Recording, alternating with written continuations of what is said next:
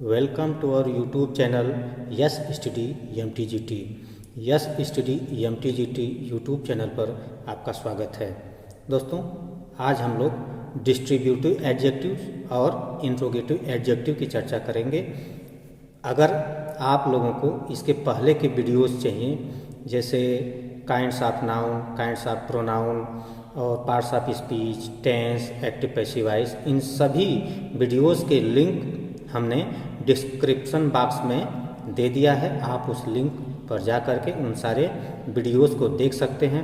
अगर वो वीडियोस आपको सहायक लगते हैं, हेल्पफुल लगते हैं, अच्छे लगते हैं, तो आप उन वीडियोस को लाइक, सब्सक्राइब तथा शेयर करना मत भूलिएगा। हम हमेशा आपकी समस्याओं का समाधान करने का प्रयास करेंगे। आप कमेंट बॉक्स में जो भी कमियां हों, जो भी प्रॉब्लम हो, उनको कमेंट कर सकते हैं। हम उस समस्या का समाधान करने का प्रयास करेंगे। तो चलिए आज हम लोग स्टार्ट करते हैं डिस्ट्रीब्यूटिव एडजेक्टिव्स और इंट्रोगेटिव एडजेक्टिव्स। तो चलिए दोस्तों, आज हम लोग इंट्रोगेटिव एडजेक्टिव की चर्चा करते हैं। इंट्रोगेटिव एडजेक्टिव मीन्स प्रश्नवाचक विशेषण। प्रश्नवाचक विशेषण क्या होता है? चलिए इसकी परिभाषा देखते हैं क्या है। परिभाषा है, जब व्हाट, विच और हुज किसी संज्ञा के साथ प्रयुक्त होकर प्रश्न किए जाने के काम आते हैं, तब इन्हें इंट्रोगेटिव एडजेक्टिव्स कहा जाता है। ठीक है, डिफिनीशन इसकी अंग्रेजी में देख लिया जाए। What, which and whose are called interrogative adjectives कब? When they are used with nouns to ask questions. What, which and whose are called interrogative adjectives, यानी ये जो शब्द प्रयुक्त हुए हैं व्हाट, विच एंड हुज, ये इंट्रोगेटिव एडजेक्टिव्स कहलाते हैं। व्हेन माने जब, दे आर यूज्ड वे प्रयुक्त होते हैं किसके साथ? विद नाउन, संज्ञा के साथ। क्या करने के लिए? टू आस्क क्वेश्चंस, प्रश्न करने के लिए। जैसे उदाहरण के रूप में देख लिया जाए, वाक्य में प्रयोग के आधार पर इनका कैसे प्रयोग हुआ है और कैसे ये इंट्रोगेटिव एडजेक्टिव हैं।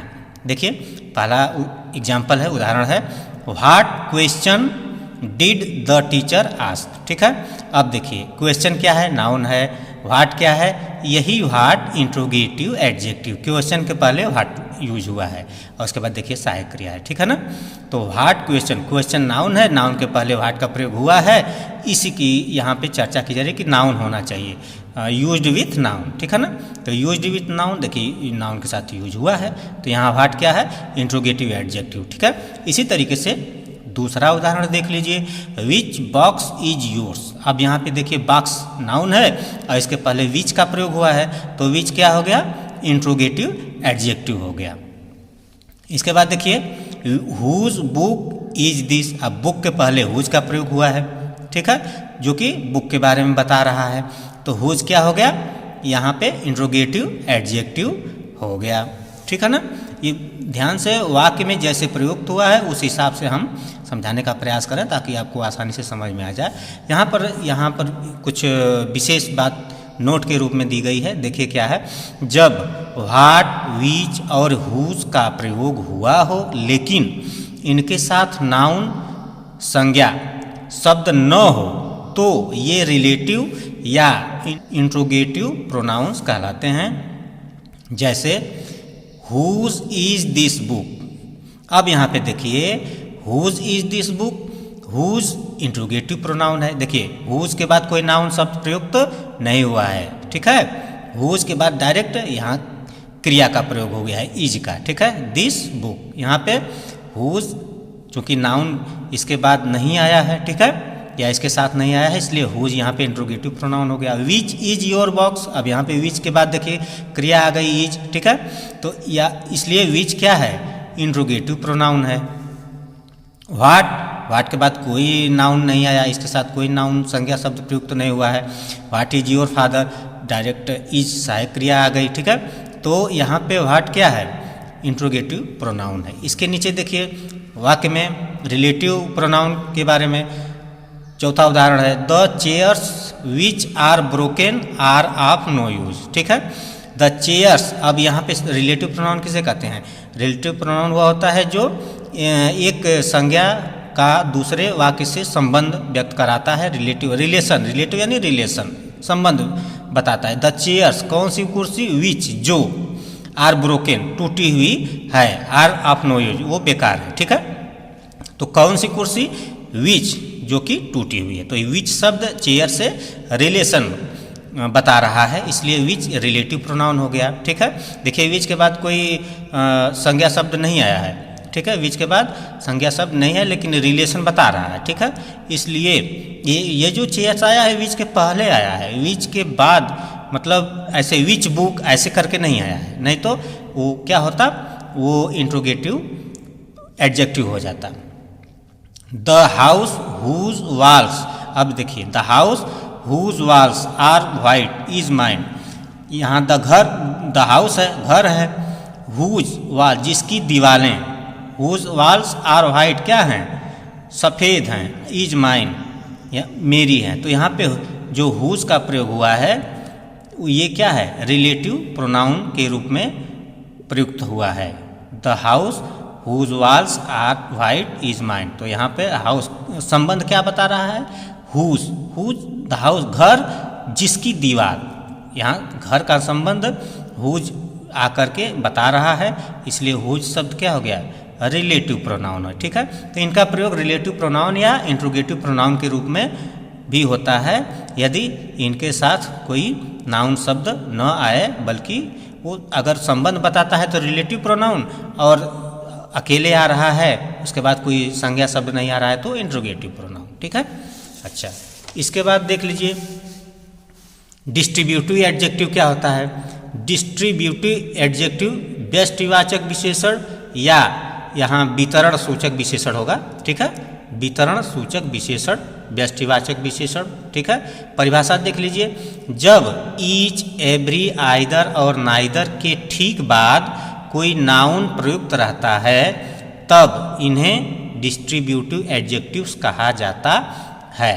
समझ आ रही बात? एक बार और देख लीजिए, जब ईच, एवरी, आइदर और नाइदर के ठीक बाद कोई नाउन प्रयुक्त रहता है तब इन्हें डिस्ट्रीब्यूटिव एडजेक्टिव्स कहा जाता है। अंग्रेजी में इसकी परिभाषा देख लीजिए, definition, each, every, either and neither are called, कहा जाता है, ईच, एवरी, आइदर, नाइदर को कहा जाता है डिस्ट्रीब्यूटिव एडजेक्टिव। वितरण सूचक विशेषण या व्यष्टिवाचक विशेषण कहा जाता है व्हेन, जब they are followed by a noun, जब ये क्या करते हैं? किसी संज्ञा के साथ प्रयुक्त होते हैं। जैसे देख लीजिए उदाहरण के माध्यम से वाक्य में कैसे इनका प्रयोग हुआ है और कैसे ये डिस्ट्रीब्यूटिव एडजेक्टिव्स के रूप में प्रयुक्त हुए हैं, ये देखा जाए। Each boy had a pen, प्रत्येक लड़के के पास एक कलम थी।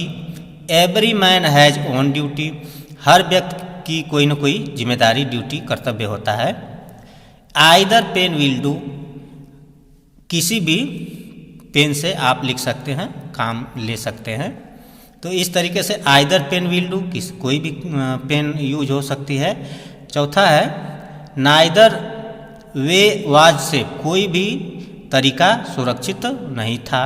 ठीक है, तो आइदर पेन विल डू, कोई भी कलम चल जाएगी, कोई भी पेन का यूज हम कर लेंगे।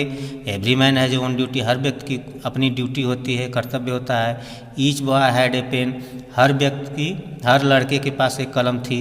तो यहाँ पर देखिए ईच के बाद बॉय, ईच के साथ संज्ञा शब्द आया है, एवरी के साथ संज्ञा शब्द मैन आया है, आइदर के साथ पेन में संज्ञा शब्द नाउन आया है, नाइदर के साथ वे नाउन संज्ञा शब्द आया है। तो ईच, एवरी, आइदर, नाइदर, ये क्या है? डिस्ट्रीब्यूटिव एडजेक्टिव है। ठीक है, अब देखिए जरा नोट में, जब ईच, आइदर और नाइदर के साथ कोई नाउन प्रयुक्त नहीं रहता तब इन्हें डिस्ट्रीब्यूटिव प्रोनाउंस कहा जाता है। जब ईच, आइदर और नाइदर के साथ कोई नाउन प्रयुक्त नहीं रहता तब इन्हें डिस्ट्रीब्यूटिव प्रोनाउंस कहा जाता है। जैसे उदाहरण के माध्यम से देख लीजिए कैसे इनके साथ नाउन नहीं होता तो ये डिस्ट्रीब्यूटिव प्रोनाउंस कहलाते हैं। जैसे ईच ऑफ द बॉयज, अब यहाँ देखिए ईच ऑफ द बॉयज, हर लड़के में से प्रत्येक, ठीक है, गॉट ए प्राइज, एक इनाम पाया। ठीक है, तो यहाँ अब इस मतलब संज्ञा के रूप में, कर्ता के रूप में इसका प्रयोग हो गया है। ठीक है, each of the boys, each boys रहता तो डिस्ट्रीब्यूटिव एडजेक्टिव होता, लेकिन ईच ऑफ द बॉयज हो गया, अब इसको अलग कर दिया गया, ये कर्ता के रूप में आ गया। ठीक है, तो इसलिए यहाँ पर ये क्या हो गया आपका डिस्ट्रीब्यूटिव प्रोनाउंस हो गया। इसी तरीके से ईच टूक इट इन टर्न, सब ने बारी बारी से इसे अपने अपनी बारी में लिया। तो ईच, अब ईच के बाद डायरेक्ट क्रिया आ गई। ठीक है, ये क्रिया की सेकेंड फॉर्म इसका टेक टूक टेकन, तो पास्ट टेंस में इसका यूज हुआ है, पास्ट इंडेफिनिट टेंस में। तो यहाँ पर ईच क्या हो गया, ये डिस्ट्रीब्यूटिव प्रोनाउन हो गया। इसके बाद है either of you can do, अभी आइदर अलग हो गया, आइदर कर्ता के रूप में आ गया। ठीक है, इसलिए यहाँ आइदर क्या है, डिस्ट्रीब्यूटिव प्रोनाउंस है। इसी तरीके से neither of them one the match, अब नाइदर ऑफ देम आ गया, अब ये कर्ता के रूप में आ गया। ठीक है, इसके बाद देखिए कोई संज्ञा शब्द प्रयुक्त नहीं हुआ है, नाइदर के बाद ऑफ का प्रयोग हुआ है, ये तो ये प्रीपोजिशन का प्रयोग हुआ है आपका। ठीक है, तो इसलिए नाइदर शब्द क्या हो गया, डिस्ट्रीब्यूटिव प्रोनाउंस हो गया। ठीक है, तो इस तरीके से हम लोगों ने आज इंट्रोगेटिव एडजेक्टिव और डिस्ट्रीब्यूटिव एडजेक्टिव के बारे में चर्चा किया। आशा है आपको समझ में आया होगा। तो दोस्तों, कैसा लगा हमारा ये आज का वीडियो? अगर आपको ये वीडियो अच्छा लगा हो, हेल्पफुल लगा हो, तो आप इस वीडियो को लाइक, सब्सक्राइब तथा शेयर करना मत भूलिएगा। ज़्यादा से ज़्यादा लोगों को शेयर करिएगा ताकि ज़्यादा से ज़्यादा लोग इसका लाभ उठाएं और हम उनके आगे आने वाले फ्यूचर में पढ़ाई में कुछ मदद कर सकें। और आपका सुझाव आमंत्रित है।